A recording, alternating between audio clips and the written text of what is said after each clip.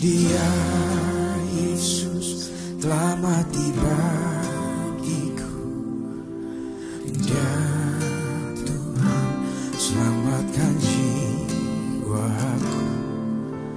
Bagi Dia pujianku tak dapat ku balas kasih-Nya. Dia angkatku jadi anak-Nya. Damai di dalam hidupku. Bagi Dia sembahku. Hanya Dia segalanya bagiku.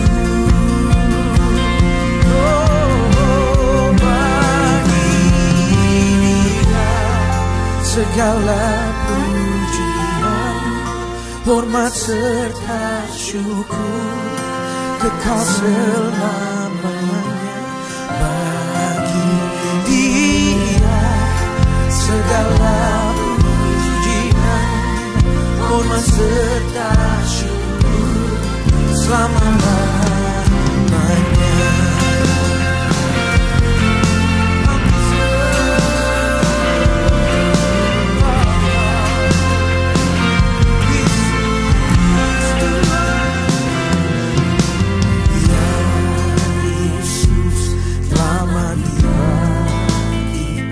Ya Tuhan, selamatkan jiwa kami. Bagi Dia pujianku tak dapat ku balas kasih-Nya. Kau angkatku jadi anak-Mu, angkatku jadi anak.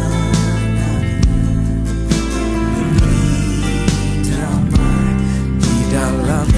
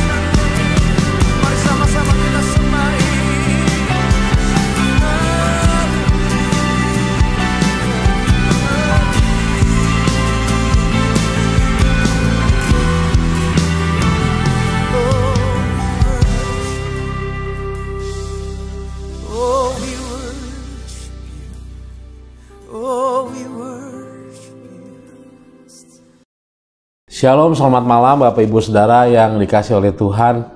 Malam ini kita berjumpa lagi dalam acara Sahabat Sapa Hamba Tuhan. Malam ini saya akan menyampaikan firman Tuhan dengan tema shortcut. Apa yang maksud dengan shortcut? Shortcut itu adalah jalan singkat atau cara singkat dalam istilah di dalam keyboard komputer. Menurut Kamus Bahasa Inggris, terjemahan Indonesia, arti kata shortcut adalah jalan pintas. Bapak Ibu Saudara sekalian, setiap saat, setiap waktu kita diperhadapkan dengan hal-hal yang sulit, hal-hal di mana kita harus mengambil keputusan, saudara-saudara. Mari kita akan membaca satu firman Tuhan ini berbicara tentang satu keluarga anak-anak Tuhan. Di dalam kitab Kejadian pasalnya yang ke-16 ayat yang ke-4, firman Tuhan mengatakan demikian. Abraham menghampiri Hagar, lalu mengandunglah perempuan itu. Ketika Hagar tahu bahwa ia mengandung, maka ia memandang rendah akan nyonyanya itu. Saudara-saudara, dalam istilah bahasa Jawa ada perkataan ojo kesusu, berarti jangan buru-buru. Lalu orang sering juga mengucapkan kalimat tersebut karena memang dalam budaya Jawa ada istilah alon-alon waton kelakon yang berarti pelan-pelan asal terlaksana. Dalam pengambilan keputusan, sulak ini tampaknya menjadi suatu hal yang sangat penting dan perlu dipertimbangkan. Bila dilihat banyak orang yang menyesal, banyak orang yang kecewa, banyak orang yang tergesa-gesa dalam mengambil keputusan, entah karena emosi sesaat atau frustasi dan lain sebagainya. Saudara-saudara, sebab-sebab mengapa orang mengambil jalan pintas. Yang pertama adalah karena di bawah tekanan. Rasa malu ketika Sarah dipermalukan oleh Hagar. Merasa terhina, walaupun sebenarnya jabatannya Sarah, kedudukannya Sarah lebih tinggi daripada Hagar. Tetapi justru ironisnya adalah bawahannya menghina atasannya. Ini merupakan suatu tekanan yang luar biasa dalam keluarganya Abraham, saudara-saudara. Lalu ada kemarahan atau ada emosi. Karena marah, karena emosi, maka Sarah dan Abraham mengambil keputusan yang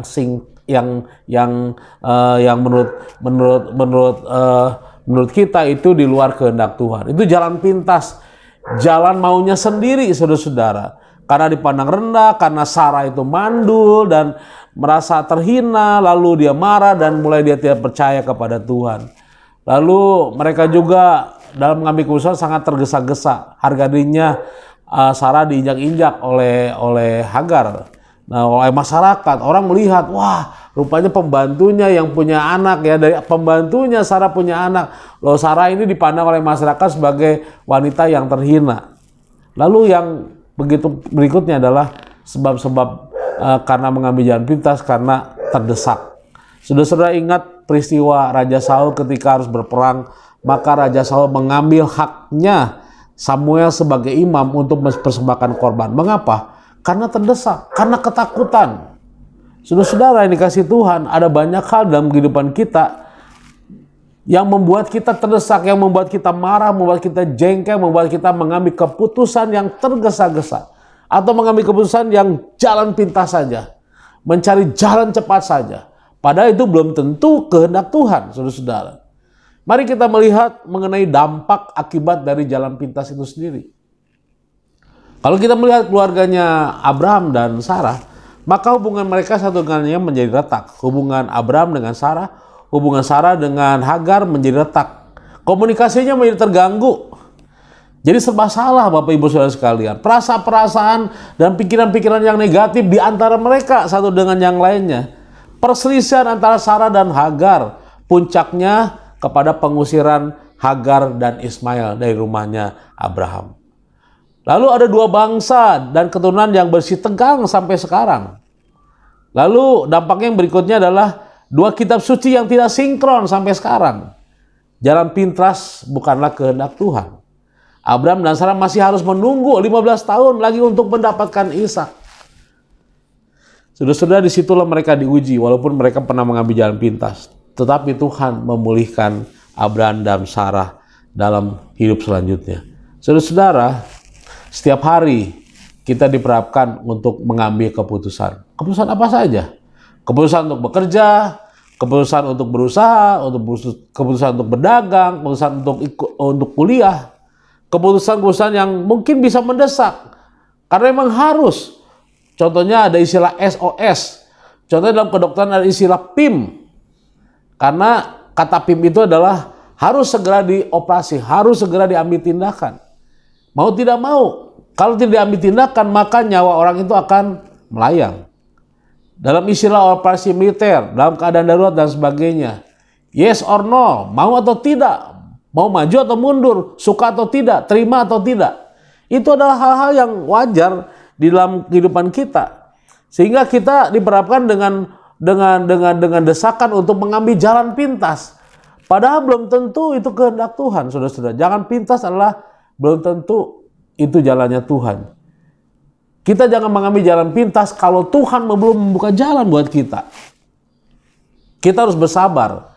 Roh kesabaran itu penting kita miliki, saudara-saudara. Berdoa dulu sebelum mengambil keputusan. Tetapi juga Tuhan bisa bertindak di saat-saat yang mendesak. Contoh ketika bangsa Israel dikejar oleh tentara Mesir. Di ujung lautan, di pantai itulah Tuhan membuat mujizat. Last minute Tuhan membuat keputusan. Di saat-saat yang sangat terdesak, Tuhan membuat satu mujizat yang luar biasa. Saudara-saudara, Nabi Musa pernah menjadi korban karena ketergesa-gesaan. Nabi Musa menjadi korban ketika bangsa Israel menjadi marah, dan Musa pun menjadi marah, dan tanpa membawa nama Tuhan, Musa memukul dari batu karang itu lalu keluarlah air. Tetapi Musa lewat peristiwa itu dia tidak bisa masuk ke tanah Kanaan. Saudara-saudara, hati-hati dengan jalan pintas. Apa yang malam ini saudara pikirkan? Apakah saudara mengambil jalan pintas? Karena saudara tidak sabar, karena saudara marah, karena saudara terdesak, karena saudara ini harga dirinya diperhitungkan di situ. Apa yang menjadi dasar saudara mengambil jalan pintas? Atau mungkin saudara selama ini nggak berdoa kepada Tuhan. Roh kesabaran saudara hilang. Malam ini saya mengingatkan saudara, jangan mengambil jalan pintas. Ada kadang-kadangnya kita berdoa kepada Tuhan. Tuhan tidak memberikan damai sejahtera di hati kita ketika kita mengambil keputusan. Udah jelas nggak ada damai sejahtera. Sudah jelas tertutup jalannya. Lalu kita mengambil jalan pintas. Lalu kita mengambil jalan itu. Lalu sebenarnya itu bukan jalannya Tuhan. Itu adalah jalannya manusia. Itu jalan menurut pikiran kita. Itu jalan menurut keputusan kita dan tindakan kita dan kekuatan manusia. Belum tentu itu kehendak Tuhan. Jadi malam ini saya mengingatkan kepada saudara, berdoalah kepada Tuhan sebelum saudara mengambil tindakan-tindakan atau keputusan-keputusan yang penting dalam hidup saudara. Jangan mengambil jalan pintas. Tuhan memberkati saudara. Malam ini mari kita akan berdoa agar Tuhan menolong kita semua. Bapa di dalam surga, malam ini kami telah mendengar firman-Mu Tuhan, agar kami berhati-hati dalam berjalan bersama dengan Tuhan. Jangan sampai kami mengambil jalan pintas seperti Sarah dan Abraham Tuhan. Tuhan tolong agar kami diberikan roh hikmat kebijaksanaan, berikan roh kesabaran untuk kami menghadapi kehidupan ini. Tuhan berkati, Tuhan berfirman, berkata-kata kepada kami yang telah mendengarkan firman-Mu malam ini. Terima kasih Tuhan, diberkatilah kami semua. Tuhan akan memampukan kami untuk berjalan bersama dengan Tuhan. Dalam nama Yesus kami berdoa. Amin. Tuhan memberkati. Kekuatan di hidupku, ku dapat di dalam-Mu. Kau teguhkan hatiku, tiada yang mustahil bagimu. Sebab aku percaya, bukan karena melihat, namun karena firman-Mu yang selalu digenapi di hidupku. Ku percaya, bukan karena melihat, namun karena firman-Mu tiada pernah berubah.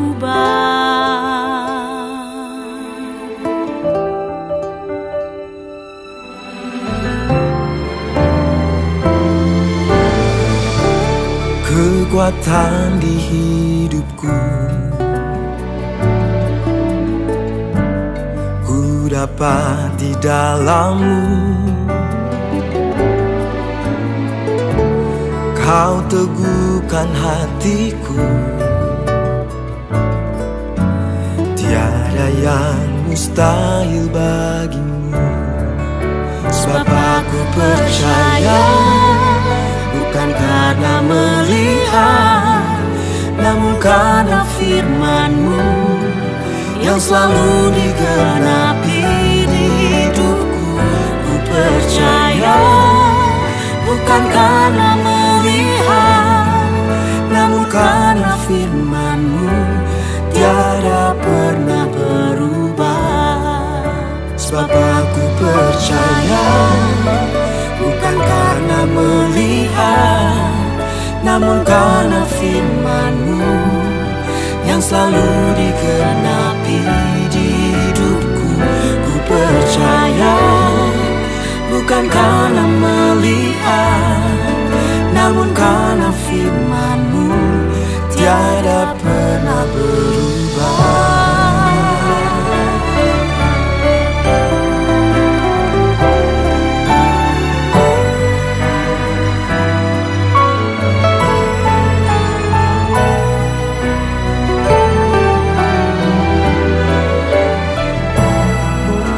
Sebab aku percaya, bukan karena melihat, namun karena firman-Mu yang selalu digenapi di hidupku.